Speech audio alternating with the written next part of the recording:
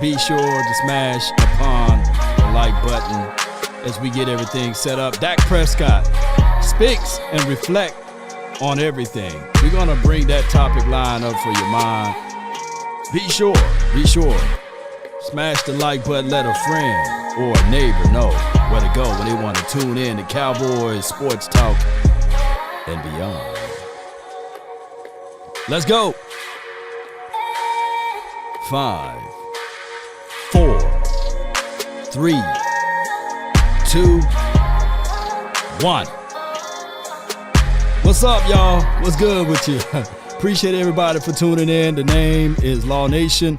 As we continue to talk about everything and anything that's going on, of course, the Dallas Cowboys got this thing going on, and it's the offseason. And it's a long one, not a short one. And for those who are out there knowing this, you can say to yourself, no news is absolutely good news, right? It's been known to us for us to have the situation that's going over there in Patriots land, right? And I'm not making light of it, but I am, right? It's good for us. I'm not going to say wood, God dog it. For us not to hear all of the crazy stuff that's going on.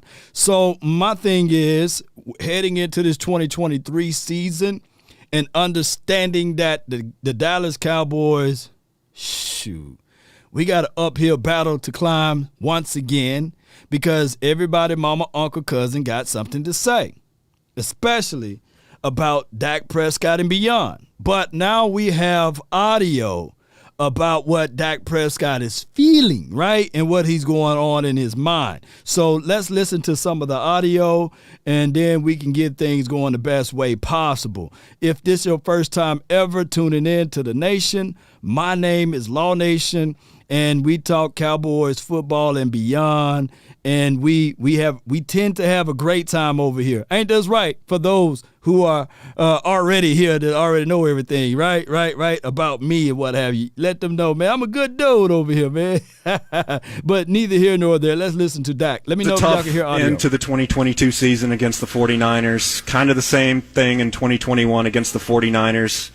Does this offseason feel any different than the one before? Yeah, I mean, for sure. Obviously, you look into the offseason, we've had some coaching changes or some little tweaks, I guess you can sense, and Mike McCarthy calling plays and bringing in Brian Schottenheimer as the offensive coordinator, and then just weapons, additions, you know what I mean, bringing Brandon Cooks in alone, and then Stephon Gilmore on the defensive side, that 1,000% it feels different. You're able to take now 2 12-win seasons over into this one and build, and first time in my career I can say I felt like consecutive seasons are building, where going back to 21, we've been able to build. We built that year, and then now we can build again, and I think that's the best real chance that you have of making it. You've got to go give it knocks. You've got to see what it feels like, and us having that now, you feel a lot more comfortable. You're excited about the details, the changes that we've had on the offense and just the team, and I'm looking forward to it with a lot of excitement. No doubt. So he said this is the first time he feel comfortable about building. And this is going into his 8th season, right? This is crazy for it to be his first time. Now, granted, I've been banging on the table saying 12-5 is not easy to come by, right? And on top of that, when you start thinking about it, even those who've been successful, I seen a post earlier from an Eagle fan by the name of Lord Bronson. Since 2000, the Eagles won 16 playoff games. Second on that list, the New York Giants with 11 playoff games, the Dallas Cowboys with 4 playoff games, and the Washington team with 1. Well, what if I told you, and granted, the 2 teams that's ahead of us, you can count 3 Super Bowls, the Giants with 2 with 11 playoff games, right, or victories or what have you, and the Eagles, they pretty much got 1 Super Bowl, 1 out of 16. That's not a good ratio, but let them flex on that. But at the end of the day, it's still better than what we've seen in the last few years or the last 10 years or the last 15 years. But the ratio itself is not a clean one, letting you know that continuity in building upon something is very hard to do. It's not easy. All right, so let's listen to more of Rain Dakota Prescott about the offseason and everything. How does it feel this is your first offseason not having Kellen Moore either as a teammate or a coach? Yeah, I mean, it's different. Kellen, I mean, that's my brother. You know what I mean? You come in, as you said, he's a teammate. You spend 2 years as a teammate. You see his knowledge for the game, how he was helping me as a teammate, just being there for me anytime I needed him. And then in the same sense, just rolls right into being the quarterback coach to then the OC. And yeah, as you said, it's been different. I mean, you miss him. You miss a brother. You miss seeing him around, hanging out, talking. But I'm excited for him. I know he's out in L.A. He's got better weather. They've got a great young quarterback. They've got a great offense over there. So I'm excited to see what he does. But obviously, yeah, you miss somebody that you spent so much time with and invested in this game with. No doubt. And by him making that statement alone with Kellen Moore, I would say this: there's no success in comfort. There's too much comfort. There's too much comfort talking that. And I'm not saying that Dak Prescott, he's not successful. And I'm not saying that Kellen Moore, that he's not successful. But what I'm saying is it's harder. It's harder for you to be successful when you do peer-to-peer coaching, when you don't have someone to take your game up a notch, right? If we want to objectively speak here on those type of things, you got to be able to get out of the comfortable bed and make it the roughest and the toughest way possible when you want to win. Because what happened here, when you get to those playoff times, right, the margins, the errors get smaller and smaller. You can't make those mistakes, and you need to have someone to hold you accountable. And it's what they all say, each one teach one. So those are the things that you should look for in a spot of leadership. And unfortunately here in Cowboys land, we lean on the era of comfortability. That's just unfortunately for us, right? We need good coaching over here. We do. And hopefully Mike McCarthy and Dan Quinn can deliver that. Let's listen to more of Rain Dakota Prescott. And like he said, shout out to Kellen Moore. Beautiful weather over there in L.A. And you know, Texas got some harsh weather, you know, but L.A. weather sometimes it can get hot over there too now. You know, let's not think it's always a breeze, but, you know, we're going to leave that alone. But, you know, because a lot of people going to say, well, at least they can still drive to the beach and stuff like that. But let's listen to more what he had to say. Also, the first year of your NFL career without Zeke, your best friend, going back to your rookie year, you guys seemed like you were always together. Yeah. Tied you guys at the hip. Have you talked to him much this offseason? Yeah, I mean, we're still tied. We might not be wearing the same jersey right now, but, yeah, I mean, just trained with him this morning. He's at the house 7 o'clock. Throwing, getting it in, working out, just making sure that he's getting better, doing everything necessary. And so, yeah, it's been weird. It's been tough. You know, that first day of going in there in the OTAs and not seeing his car in that parking lot, just, you know, getting to the meetings and just, it was weird. It was a feeling that I can't explain. Hadn't had it before, but moved past that now. I was just excited for the opportunity that he's going to get and just where our offense is as well. So. No doubt, no doubt. So he's talking about Ezekiel, Elijah, Elliott. And I'm going to tell you, I truly believe that there will be a way that Zeke come back here. Maybe not in the capacity of wearing 21, but from what all I can see is he's coming back. The return of Ezekiel Elliott coming out of the grave. He's coming back one way or another. And I get it. That is a very, very topic, whereas on one end you can be like, yeah, I'm team Zeke, and on the other end you're like, hey, I'm team Tony Pollard, Rojo, Deuce Vaughn, Malik Davis, Rico Dido, you know what I'm saying, to call that man Roku. Shoot. Well, Rico, you're going to need to give us something, man. You're going to have to show us something, Rico, and Hunter Lupke.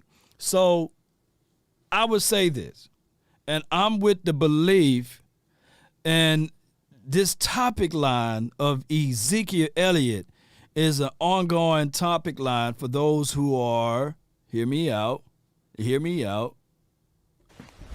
emotional damage. Yes, indeed, for those who are emotionally damaged. And I feel them. You know, it's been Zeke. It's because somebody said Zekevelli. Love, hey, shout out to you, my dog. Yes, indeed.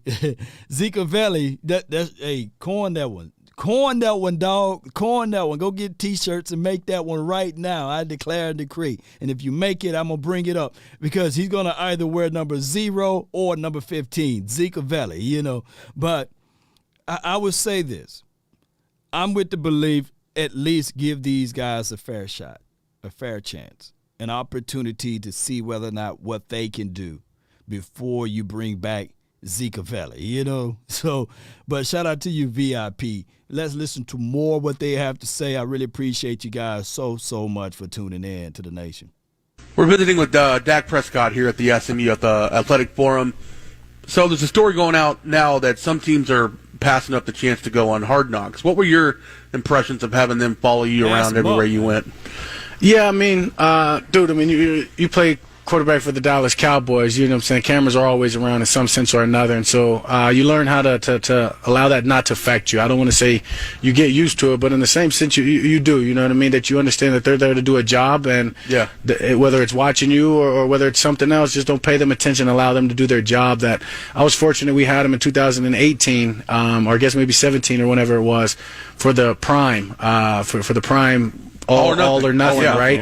Yeah, so then boom, then when it came back in the opportunity at Hard Knocks, I don't know if we had an opportunity to say no, right? Jerry's all for it and went in on it, and we just committed as a team, as a coaching staff, and as organization that, hey, let them do their jobs, allow them to do their best, and if we do that, we'll focus in on our jobs, and everybody will be happy about the outcome. And so we didn't pay attention that they're around. They never got in our way, and it wasn't a big deal. There was a time, and I think that was Mike McCarthy, and when he did a presser with, not a presser, but a sit-down interview with, God dog, his name is at the tip of my tongue. He run the 40-yard dash every year. What's his name, y'all? Oh, his name is at the tip of my tongue. But neither here nor there. He did a sit-down interview with him. And shout out to the first person, whoever give me that guy's name. And Rich, shout out to you, Scorpio. Rich, what's his last name? Eisen. What's his last name, Scorpio? But he did a sit down. Rich Eisen. Yes, Matt. Appreciate both of y'all. And Leon Lee. Appreciate you. So Mike McCarthy, when he did the sit down with Rich, he was like, you know what? I'm about winning. I'm about winning around here. And if you listen closely what Dak Prescott was saying, that he really didn't want to do the hard knock thing, right? And they just came off of all or nothing, right? And then the all or nothing thing, they kind of used the storyline of Ezekiel Elliott, on court, not on court, or getting prosecuted by this lady or not getting prosecuted. Will he miss 5 games or 6 games or what have you? And did he abuse this young lady or not? So all of that drama in 2017 spilled over to 2018. So what I'm trying to say here is when Mike McCarthy was here, he was like, man, dog, I don't care about all of the cameras. I'm about winning. And that's what Dak Prescott just said in so many words, that, hey, Jerry Jones was all in for it. And I'm not trying to bag Jerry Jones with his wants to be able to have the Cowboys in the spotlight and things like that.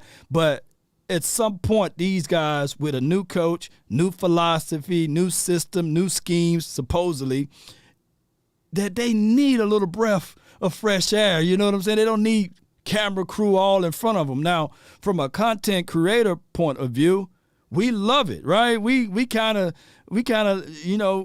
get content off of it, but collectively it hurts the team. Let's listen to more of what Dak Prescott got to say.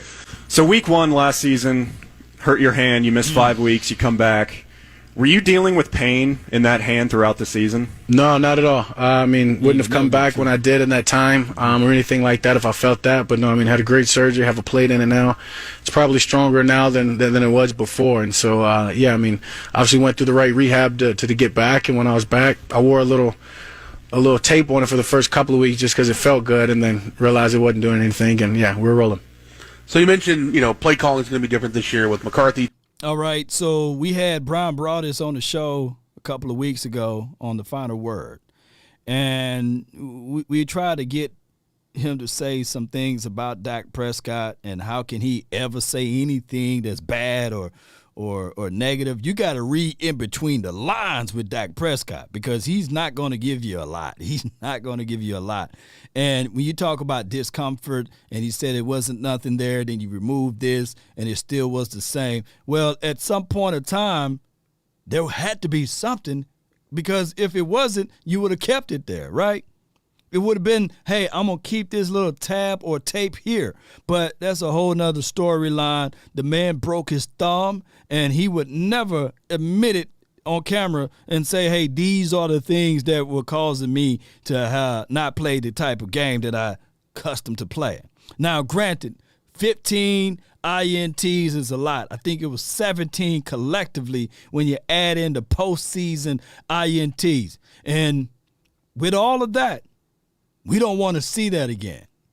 We don't want to see 17 INTs. We don't want to see 15 INTs. We don't want to even see 10. Hold on to the ball and move on and make sure that you make the proper and best reads. Last night, shout out to the final word from the previous day. We had Kyle Yeomans on, and Kyle was talking about the biggest concerns of Dak Prescott.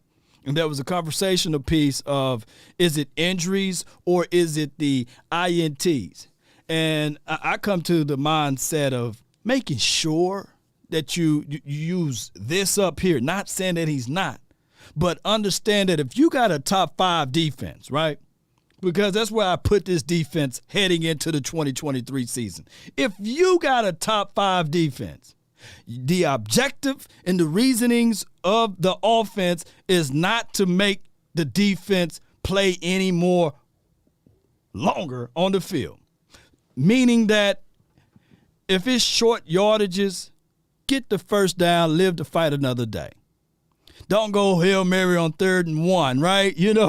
Get the first down, run the ball, right? 2nd and 2, inside your own 20. I know Kellen Moore is gone, so the 4 curls brought to you by Kellen Moore should not exist. But you should start calculating in your mind, in the brain processing, saying that if I throw the ball, more than likely there could be things that can happen. A tip pass, right? A batted down at the LOS. A ball bouncing off the phalanges now is in the hands of the opposing team. So if it's 2nd and 2, we should not see the Cowboys going empty anymore, right? There should be a conversation within the mindset of the Cowboys saying if we are inside our own 20, that there's going to either be 3 points on the board by the time we end this thing or 7. That should be the conversation. And we should have bread and butter plays. I don't need to be figuring out whether or not Jalen Tolbert can be that guy that can catch a 3rd and short maybe, if it's 3rd and 5 or 3rd and 6. I need to have 2 guys that I know for sure that when I put that ball on them, they're going to come down with it. And you need to establish that now, not later. No more curl or option routes. Appreciate you. Love A, appreciate you. C. Burleson, appreciate you. I want to see Dak play a full season. It's been a while. Yeah. So to that point there, I would say this to the beautiful people that's watching and listening right now. To the point there, I'm not concerned about Dak Prescott health. 29 or 30 years of age, I'm not concerned about that. But more importantly, I want him to make better decisions. And that's not a knock at him. For those who are out there listening, some would declare that I'm a Dak Prescott apologist over here. No, I just want him to understand that you got a top 5 defense. You got a young lion that's ready to take the head off the opposition. Even if a play is called in, and I doubt it if it's like similar of what we've seen in the past seasons, but if a play is called in, have total control of the offense. This is your baby. You are the head coach on the field when you are the quarterback. Sadiq, appreciate you so much. Law, congrats on that YouTube robe. You deserve everything that comes your way. Appreciate you, DC for life. Thank you so much, Sadiq, and I really appreciate you. This would not be possible. This would not be possible if you guys were not here for me, right? So everything is for the nation, and I really appreciate you. I'm glad that I can walk out there boldly and say, hey, the nation is getting this done for me, right? I'm gladly to say that. I'm proud to say that. Jay Recruiter says, Maher missed with physicality. Hold on. Let me squeeze out this comment so I can read it all. Hold on, bear with me. He says, Maher missed with the psychology of the team last year in the playoff. He was epic bad. Yep, he was bad. He was missing the field goal kick. He missed one in that Niners game, didn't he? Right. He missed that field goal kick in the Niners game. Let me know if I'm right, Jay Recruiter. Appreciate you. Keep me updated, man.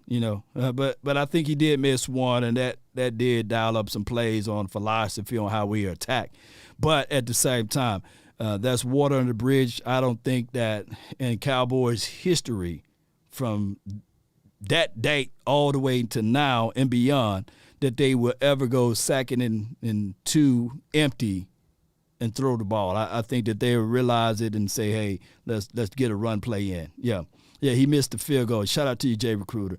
Yeah, appreciate y'all, man. Let me play the rest of this audio. Taking over. Have you noticed any noticeable differences so far? I know we're still early on. Offense is being implemented, but any major differences? Yeah, I mean, there's differences for sure. I can't say major differences, and maybe not a lot of differences from the naked eye, somebody that doesn't know the offense and what's really, in tuned on it. But yeah, there's a lot of difference, a lot of details, a lot more thorough coaching through the details, I guess you can say, of guys that you would think on the basis doesn't message thorough coaching, but let's go. Matter, but they're going to play a huge part in the role, and maybe that one or two times that play's available, they're getting coached through that it's clear. You understand, you understand what's going on, and the offense has been implemented. I mean, at this point now, we've got the reps in, and we've left the offseason. We're trying to figure out what are we going to use going into camp, what are we going to say this is what we're great at, and what are we going to say, hey, we don't need. So we're going through that process now, I guess, as you can say, as we get into training camp.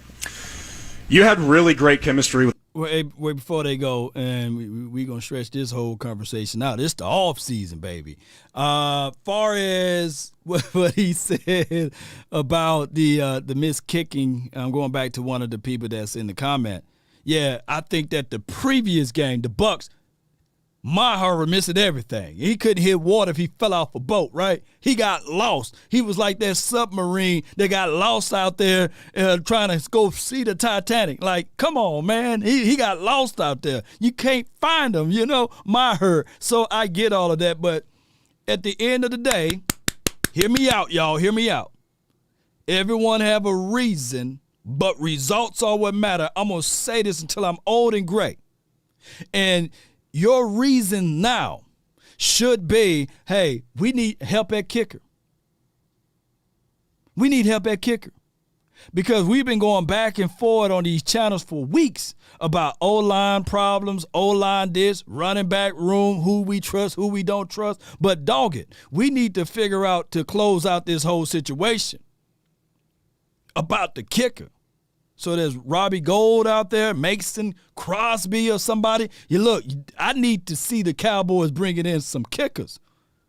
Because what can happen is that I don't want, and I'm not saying that the Cowboys will go through this, but if you don't correct this now, then next season I don't want to hear week 5 we play against the Niners and we don't have a kicker. Bull sugar. We got all off season now to find that kicker. Don't wait too late. There's people listening to me now. They got unbelievable talent, got unbelievable skill sets. And they say, well, I'm going to start my content creation page because I'm not going to limit you to YouTube because we are live on Facebook. Shout out to TikTok community and beyond. I'm going to wait till 2024 before I start my YouTube. Nah, start it now. Start getting your stuff together now. Don't wait till 2024. Don't wait till 2025. So the Cowboys need to be proactive with their kicking too. Glenn Capers says, Dak it's okay to throw the ball away. If nothing is there, sometimes you have to respect the defense. One on that down, and defensive players get paid too. You ain't lying. That's a mouthful right there, Glenn. Yes, they give you a horn for that. Let me give you another one. That deserves a double horn, man. Back to the audio with Dak Prescott. With Dalton Schultz over the past couple of years, you've got some new weapons this year, obviously losing Dalton Schultz. How long do you think it takes to develop that chemistry at 100% to where you're clicking with your receivers and tight ends? Yeah, I mean, I think it all depends. It depends on the player you're talking about, the receiver, the tight end. Sometimes you've got great players, man, and the way that they run or how explosive they are, it does it for itself in the sense of Amari Cooper or even now Brandon Cooks. The guy runs so fast and he's the same speed every route that's going to be easy for me to figure out, right? He's not changing it up. He doesn't have a pace to himself. So you just got to give it time. And yeah. Hold on. I apologize. Let me read Amari Cooper. just a little bit. Chemistry at 100% to where you're clicking with your receivers and tight ends. Yeah, I mean, I think it all depends. It depends on the player you're talking about, the receiver, the tight end. Sometimes you've got great players, man, and the way that they run or how explosive they are, it does it for itself in the sense of Amari Cooper or even now Brandon Cooks. The guy runs so fast and he's the same speed every route that's going to be easy for me to figure out, right? He's not changing it up. He doesn't have a pace to himself. So you just got to give it time. And yeah, I had a great chemistry with Dalton Schultz, but I think I can have the same chemistry with one of these young tight ends. Will we have it this year that me and Schultz ended with? Who knows? But can they get there? I absolutely think so. And it just comes from the reps and practicing, and that's what this time's for. And that's what we've been doing with those guys, is trying to supplement that time and get as many reps as we can. Well, get those reps in. Get those reps in. And he says easier for you to pick up. Yes, I agree. Going from Brandon Cooks from Noah Brown is a whole different situation. I would never forget my first car that I had in college was a 1995 Honda Civic. And when that joker get beyond 60 and 65 and 70 miles per hour, that monster started shaking, boy. That monster started shaking, you know. It was struggling to get up to 60 and 70. Everything started rattling and loose, man. The dashboard and everything, because it was an older car at that point. But what I can tell you now, that your brother now got a nice little luxury vehicle, and you can barely tap it. And that joke can go 60 and 75 and 80 miles. Sometimes I look down and pinch myself, because I look down and I say, man, I'm at 110. Let me slow my butt down, man. You know how Grand Prairie is. You know what I'm saying? You know, you get down there, you fool around and look down one time, a car can be right in front of you. But, you know, that's the equivalency of Brandon Cooks juxtaposed to a Noah Brown, right? The acceleration is going to be smoother, right? And the Cowboys should understand and know, if we were able to win 12 games last season, it should be a smoother process on the offensive side with a Brandon Cooks. On top of that, put the cherry on the top and also sprinkle some of Mama's cooking there too. Shout out to Kwame Brown. With a healthier Michael Gallup, this should work out well for us. Let's listen. And I'm not trying to shank Noah Brown with the butter knife, man. May he do a great job at Texans land. You know what I'm saying? He's still in the state of Texas, so shout out to him. I hope he just do a phenomenal job. I hope he plays so well that we'll look back and say, damn, that Noah Brown is really good. That boy good. You know, God dog, man, we should have kept him, right? How has your offseason changed from, when you were a rookie in 2016 to, moving on towards now? Has stuff changed as you've learned and going throughout the game? Yeah, you work a lot more efficient, I guess. You know what I mean? We're working functionally, whether it's the workouts and all that, and not just getting raw stuff in. You know what I mean? I'm probably as strong.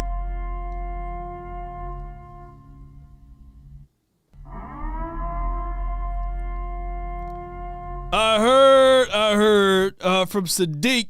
She says, Law, stop the press. There's only 274 people in here and only 95 likes. Hey, we can go home then. You know, if y'all ain't liking this, man, we can go ahead and leave. What me doing talking for, man? You know, we got 200 freeloaders over here. Y'all don't want to hit that like. Y'all don't want to share this content. What's wrong with you? What you thinking over here? I could be doing anything. I could be eating my oodles and noodles. I don't have to talk to y'all. Come on, man. What's wrong with you, man? Come on, hit that like button. Share this content. Let a friend or a neighbor know who talking over here and you're listening to nothing but the best. Come on, y'all. Come on, man. Look, man, this is supposed to be a fun and friendly show. Man, I get what y'all doing, but come on, hit that like button, man. Come on. Shame. Shame. Shame. Yes, indeed. Yeah, stop them. You know, we ain't go. Stop, thief! Come back, thief!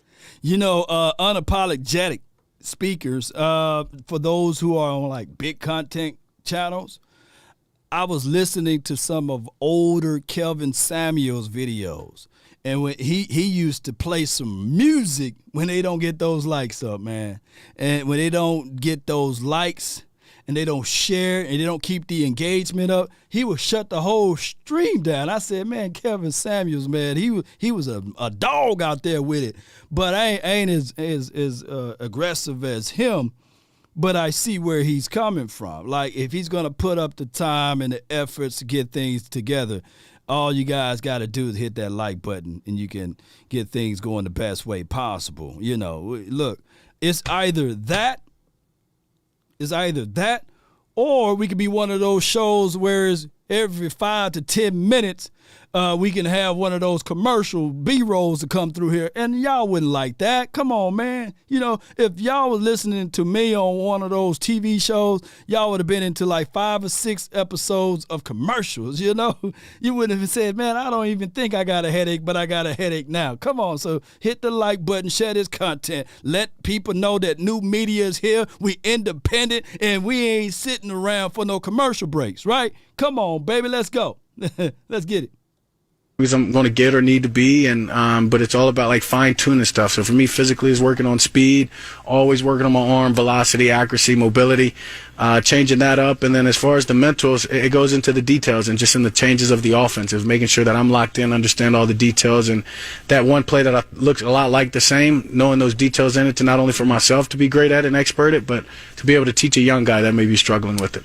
We heard Dirk. No doubt, no doubt. This is from Echoes. Appreciate you, Dak. Shout out to you for the support, too, you know. Thank you so much for that.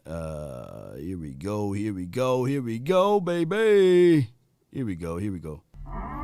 He says Dak should hit the like button to fix his interception problems. And free my dog, Lil Boosie, man. Come on now, dog.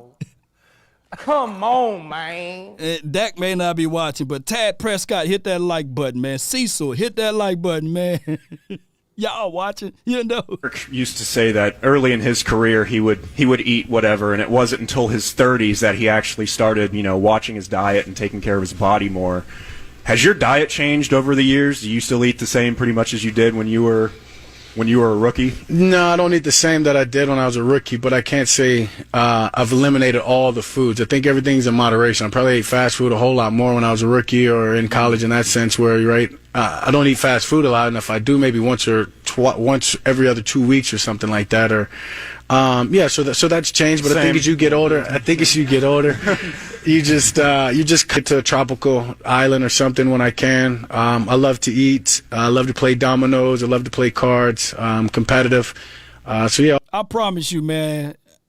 I'll bet a signed Dak Prescott jersey. I'll beat Dak in some dominoes, man. Y'all get that out to Dak Prescott people, man. We can play these bones right now, Dak. You know, you ain't cold-blooded on them dominoes. And shoot, and spades, me and my brother, the twin maker, shoot. You pick out any partner you want. You can pick out Zeke, Law, and twin maker. Boy, we will run the house on Dak Prescott and Zeke, whoever he plays spades with. But I'm calling Dak out, man. So whenever, y'all mark this down, whenever Law make it big enough to sit down with Dak, I'm going to bring some bones. As a matter of fact, when I'm out there in Oxnard, just in case the universe collide that way, I'm gonna make sure I bring me a folding chair and my bones with me, man, so we can play those dominoes and beat him down like we supposed to, Deanna says on Facebook is keep freezing. Yeah, I'm trying to work out the wrinkles on Facebook.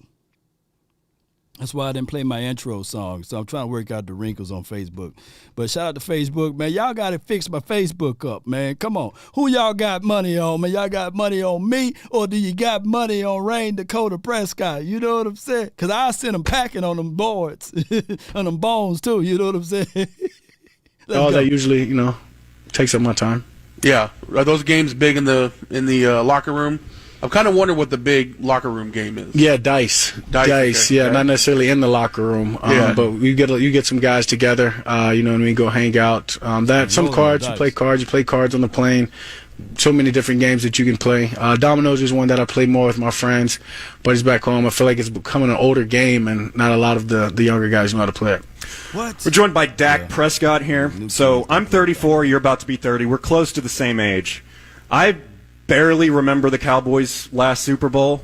I'm kind of curious to what your first memory of the Dallas Cowboys is. Yeah, I grew up a Cowboys fan. I can't say I necessarily remember them winning a Super Bowl, but it's for sure watching Troy Aikman, Emmitt Smith. Hearing them on Fox, knowing that they're coming in on that afternoon spot, and growing up a Cowboys fan. My dad was a huge Cowboys fan, so he always had jerseys, different jerseys, and it's always, as long as I can remember, Dad had them on.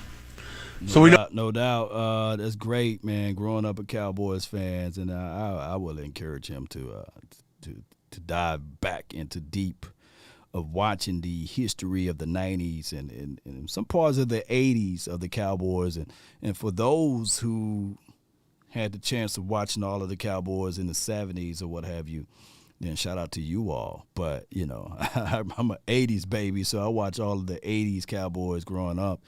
And Danny White and all of those boys. But I encourage Dak Prescott to go back and watch some of those films. Not saying that he don't, right? Santana with the Super Chat says, we could try out Mahar again if he works on his 35 yards and under in Jerry. Bring back Zeke. We got Tristan Vizcano is the kicker now, and I would tell you I prefer because I heard, and I haven't seen it with my natural eyes yet, of him missing any kicks or making any kicks, and that will be subject to next month, right? But I prefer the Cowboys to be proactive with this. Bring in Robbie Gould, bring in a Mason Crosby, bring in another kicker that's out there that's been here before. I think Mason and Robbie Gould are long in the tooth, but bring in the competition. Let's not have reservations on the kicking squad, right? Put more pressure on Vizcano or Kano, however you say that man's name. But let's go. Let's listen to this audio. You said you kicked yourself not investing in pickleball early. Has that changed? Are you all in on pickleball now? Well, no, that's why I kicked myself, because if I had invested in the beginning, I'm all in. I'm all in on it. Owner of the Frisco Pandas. Okay. Yeah, so I'm all in. How much are you playing? Not too much. Maybe twice a month. You're the best on the team? No, Simi. I got to give Simi Fioca. But then One Way Johnson, he was saying that he can play, so I don't know. But Simi's really, really nice. Really nice. Do you ever think about 15, 20 years from now, just your legacy? Play quarterback for the Cowboys. There's Troy Aikman, Roger, Tony. Do you think about what you're going to be doing after football? You think about broadcasting? You think about going into coaching? No, I can't say I think about it often. Have I had those thoughts? Yeah, sure. Broadcasting, I don't know. I don't want to say no, but at this time in my life, who I am, I don't see that at all.